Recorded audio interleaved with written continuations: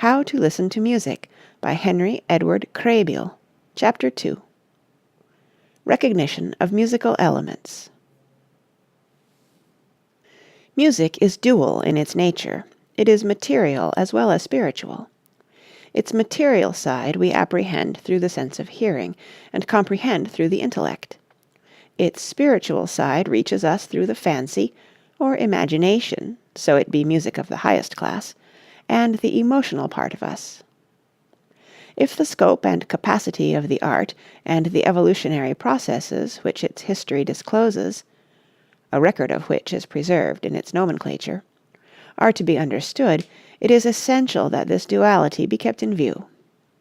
There is something so potent and elemental in the appeal which music makes that it is possible to derive pleasure from even an unwilling hearing, or a hearing unaccompanied by effort at analysis, but real appreciation of its beauty, which means recognition of the qualities which put it in the realm of art, is conditioned upon intelligent hearing. The higher the intelligence, the keener will be the enjoyment, if the former be directed to the spiritual side as well as the material. So far as music is merely agreeably coordinated sounds, it may be reduced to mathematics and its practice to handicraft. But recognition of design is a condition precedent to the awakening of the fancy or the imagination, and to achieve such recognition there must be intelligent hearing in the first instance. For the purposes of this study, design may be held to be form in its primary stages, the recognition of which is possible to every listener who is fond of music. It is not necessary that he be learned in the science. He need only be willing to let an intellectual process, which will bring its own reward, accompany the physical process of hearing. Without discrimination, it is impossible to recognize even the crude materials of music, for the first step is already a coordination of those materials. A tone becomes musical material only by association with another tone. We might hear it alone, study its quality, and determine its degree of acuteness or gravity, its pitch, as musicians say, but it can never become music so long as it remains isolated. When we recognize that it bears certain relationships with other tones in respect of time or tune, to use simple terms, it has become for us musical material. We do not need to philosophize about the nature of those relationships, but we must recognize their existence. Thus much we might hear if we were to let music go through our heads like water through a sieve. Yet the step from that degree of discrimination to a rudimentary analysis of form is exceedingly short, and requires little more than a willingness to concentrate the attention and exercise the memory. Everyone is willing to do that much while looking at a picture. Who would look at a painting and rest satisfied with the impression made upon the sense of sight by the colors merely? No one, surely. Yet so soon as we look, so as to discriminate between the outlines, to observe the relationship of figure to figure, we are indulging in intellectual exercise.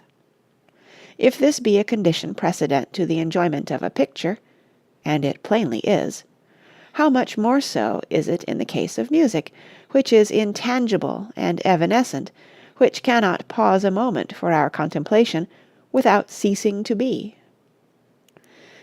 There is another reason why we must exercise intelligence in listening, to which I have already alluded in the first chapter. Our appreciation of beauty in the plastic arts is helped by the circumstance that the critical activity is largely a matter of comparison. Is the picture or the statue a good copy of the object sought to be represented?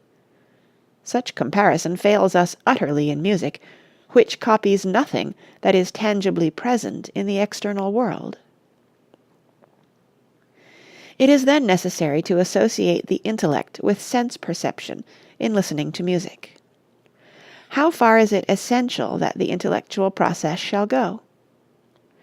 This book being for the untrained, the question might be put thus: with how little knowledge of the science can an intelligent listener get along? We are concerned only with his enjoyment of music, or, better, with an effort to increase it without asking him to become a musician. If he is fond of the art, it is more than likely that the capacity to discriminate sufficiently to recognize the elements out of which music is made has come to him intuitively. Does he recognize that musical tones are related to each other in respect of time and pitch? Then it shall not be difficult for him to recognize the three elements on which music rests: melody, harmony, and rhythm. Can he recognize them with sufficient distinctness to seize upon their manifestations while music is sounding? Then memory shall come to the aid of discrimination, and he shall be able to appreciate enough of design to point the way to a true and lofty appreciation of the beautiful in music. The value of memory is for obvious reasons very great in musical enjoyment. The picture remains upon the wall, the book upon the library shelf. If we have failed to grasp a detail at the first glance or reading, we need but turn again to the picture or open the book anew. We may see the picture in a changed light or read the poem in a different mood, but the outlines, colors, ideas are fixed for frequent and patient perusal. Music goes out of existence with every performance, and must be recreated at every hearing. Not only that, but in the case of all, so far as some forms are concerned, and of all who are not practitioners in others, it is necessary that there shall be an intermediary between the composer and the listener. The written or printed notes are not music; they are only signs which indicate to the performer what to do to call tones into existence, such as the composer had combined into an artwork in his mind. The broadly trained musician can read the symbols; they stir his imagination, and he hears the music in his imagination as the composer heard it. But the untaught music lover alone can get nothing from the printed page. He must needs wait till someone else shall again waken for him the sound of a voice that is still. This is one of the drawbacks which are bound up in the nature of music, but it has ample compensation in the unusual pleasure which memory brings.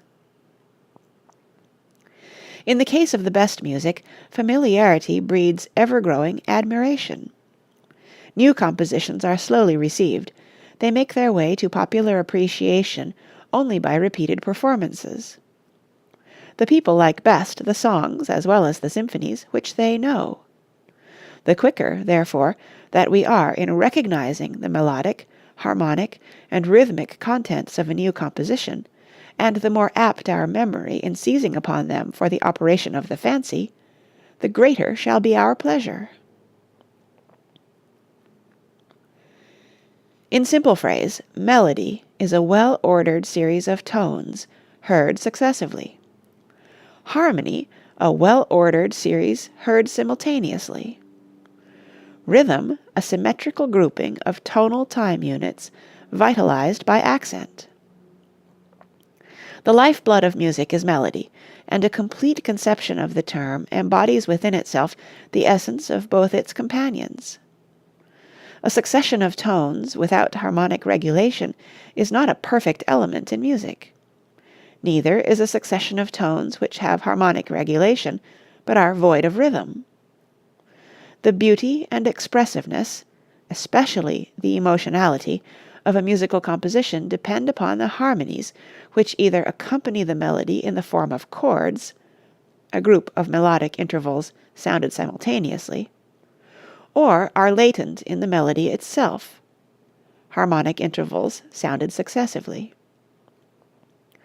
Melody is harmony analyzed. Harmony is melody synthetized. The fundamental principle of form is repetition of melodies, which are to music what ideas are to poetry. Melodies themselves are made by repetition of smaller fractions called motives, a term borrowed from the fine arts, phrases and periods which derive their individuality from their rhythmical or intervallic characteristics. Melodies are not all of the simple kind which the musically illiterate, or the musically ill-trained, recognize as tunes, but they all have a symmetrical organization. The dissection of a simple folk tune may serve to make this plain, and also indicate to the untrained how a single feature may be taken as a mark of identification and a holding point for the memory. Here is the melody of a Creole song, called sometimes Pauvre Petit Lolotte, and sometimes Pauvre Petit Momzelle Zizi, in the patois of Louisiana and Martinique.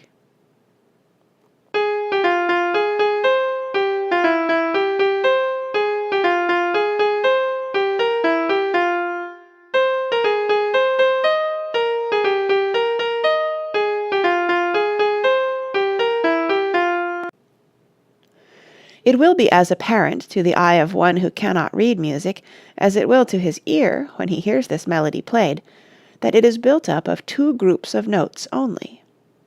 These groups are marked off by the heavy lines across the staff called bars, whose purpose it is to indicate rhythmical subdivisions in music. The second, third, fifth, sixth, and seventh of these groups are repetitions merely of the first group, which is the germ of the melody, but on different degrees of the scale. The fourth and eighth groups are identical, and are an appendage hitched to the first group for the purpose of bringing it to a close, supplying a resting point craved by man's innate sense of symmetry. Musicians call such groups cadences. A musical analyst would call each group a motive, and say that each successive two groups, beginning with the first, constitute a phrase, each two phrases a period, and the two periods a melody. We have, therefore, in this innocent Creole tune, 8 motives, 4 phrases, and 2 periods. Yet its material is summed up in 2 groups, one of 7 notes, one of 5, which only need to be identified and remembered to enable a listener to recognize something of the design of a composer, if he were to put the melody to the highest purposes that melody can be put in the art of musical composition. Repetition is the constructive principle which was employed by the folk musician in creating this melody, and repetition is the fundamental principle in all musical construction. It will suffice for many merely to be reminded of this to appreciate the fact that while the exercise of memory is a most necessary activity in listening to music, it lies in music to make that exercise easy. There is repetition of motives, phrases, and periods in melody, repetition of melodies in parts, and repetition of parts in the wholes of the larger forms. The beginnings of poetic forms are also found in repetition. In primitive poetry it is exemplified in the refrain or burden, in the highly developed poetry of the Hebrews in parallelism. The psalmist wrote, O Lord, rebuke me not in thy wrath, neither chasten me in thy hot displeasure. Here is a period of 2 members, the latter repeating the thought of the former. A musical analyst might find in it an admirable analogue for the first period of a simple melody. He would divide it into 4 motives: rebuke me not, in thy wrath, neither chasten me, in thy hot displeasure, and point out as intimate a relationship between them as exists in the Creole tune. The bond of union between the motives of the melody as well as that in the poetry illustrates a principle of beauty which is the most important element in musical design after repetition, which is its necessary vehicle. It is because this principle guides the repetition of the tone groups that together they form a melody that is perfect, satisfying, and reposeful. It is the principle of key relationship, to discuss which fully would carry me farther into musical science than I am permitted to go. Let this suffice. A harmony is latent in each group, and the sequence of groups is such a sequence as the experience of ages has demonstrated to be most agreeable to the ear. In the case of the Creole melody, the listener is helped to a quick appreciation of its form by the distinct physiognomy which rhythm has stamped upon it. And it is by noting such a characteristic that the memory can best be aided in its work of identification. It is not necessary for a listener to follow all the processes of a composer in order to enjoy his music, but if he cultivates the habit of following the principal themes through a work of the higher class, he will not only enjoy the pleasures of memory, but will frequently get a glimpse into the composer's purposes, which will stimulate his imagination and mightily increase his enjoyment. There is nothing can guide him more surely to a recognition of the principle of unity, which makes a symphony to be an organic whole instead of a group of pieces which are only externally related. The greatest exemplar of this principle is Beethoven, and his music is the best in which to study it, for the reason that he so frequently employs material signs for the spiritual bond. So forcibly has this been impressed upon me at times that I am almost willing to believe that a keen, analytical student of his music might arrange his greater works into groups of such as were in process of composition at the same time without reference to his personal history. Take the principal theme of the C minor symphony, for example.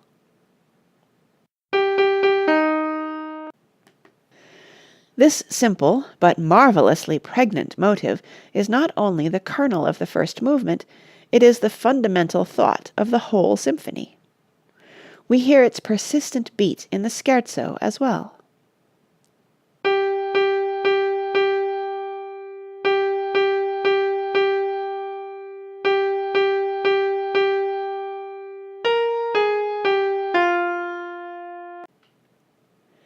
And also in the last movement.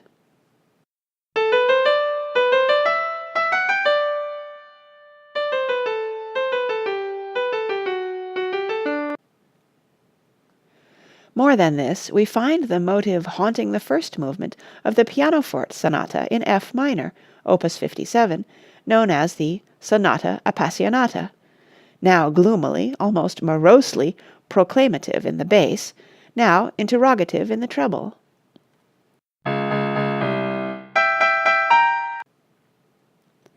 Schindler relates that when once he asked Beethoven to tell him what the F minor and D minor opus 31, number 2, sonatas meant, he received for an answer only the enigmatical remark, "Read Shakespeare's Tempest."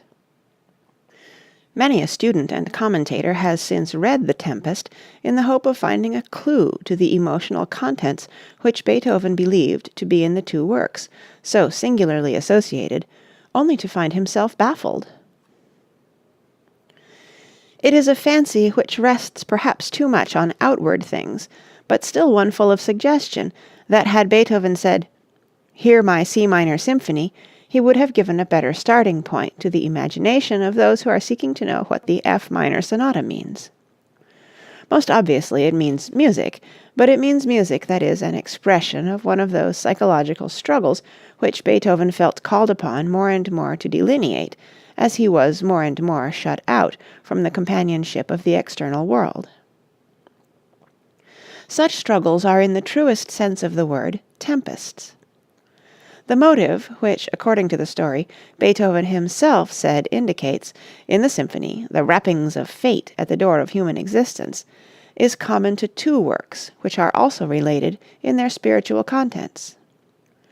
Singularly enough, too, in both cases, the struggle which is begun in the first movement and continued in the third is interrupted by a period of calm, reassuring, soul-fortifying aspiration, which in the symphony as well as in the sonata takes the form of a theme with variations. Here, then, the recognition of a simple rhythmical figure has helped us to an appreciation of the spiritual unity of the parts of a symphony, and provided a commentary on the poetical contents of a sonata. But the lesson is not yet exhausted. Again do we find the rhythm coloring the first movement of the pianoforte concerto in G major.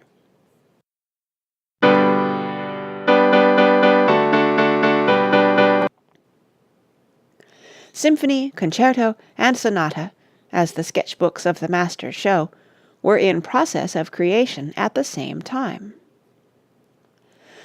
Thus far we have been helped in identifying a melody and studying relationships by the rhythmical structure of a single motive. The demonstration might be extended on the same line into Beethoven's symphony in A major, in which the external sign of the poetical idea which underlies the whole work is also rhythmic, so markedly so that Wagner characterized it most happily and truthfully when he said that it was the apotheosis of the dance. Here it is the dactyl, long short short, which in one variation or another clings to us almost as persistently as in Hood's Bridge of Sighs. One more unfortunate, weary of breath, rashly importunate, gone to her death. We hear it lightly tripping in the first movement. And gentle, sedate, tender, measured, through its combination with a spondee in the second. Cheerily, merrily, jocosely happy in the scherzo. Hymn-like in the trio.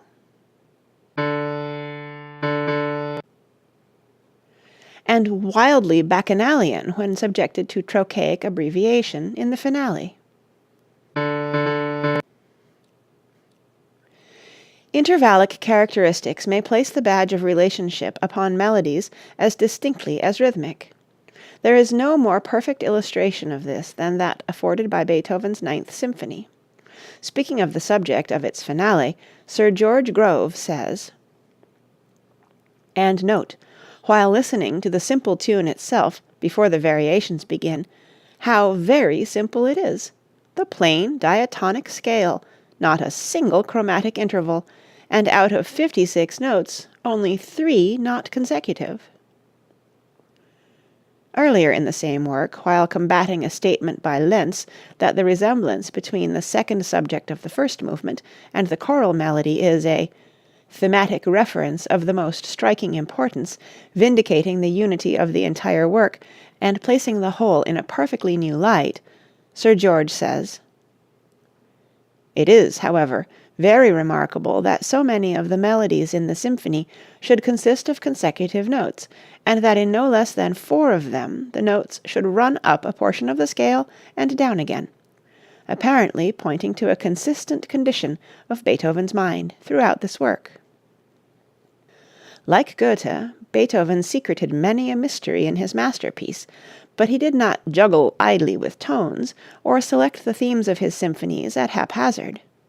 He would be open to the charge, however, if the resemblances which I have pointed out in the Fifth and Seventh Symphonies, and those disclosed by the following melodies from his Ninth, should turn out through some incomprehensible revelation to be mere coincidences. From the first movement.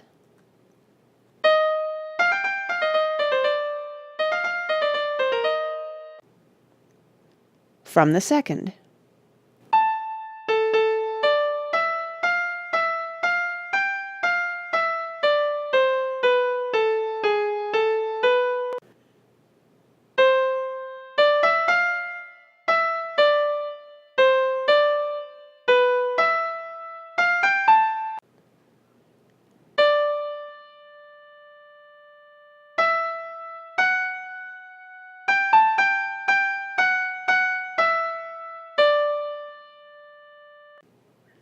The choral melody.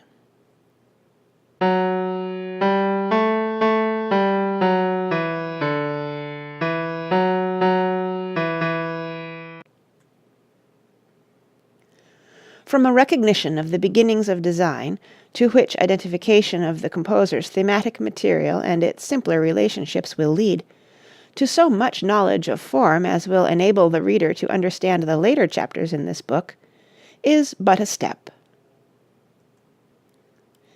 End of Chapter 2. Read by Kara Shallenberg, www.kray.org, in February 2011 in San Diego, California.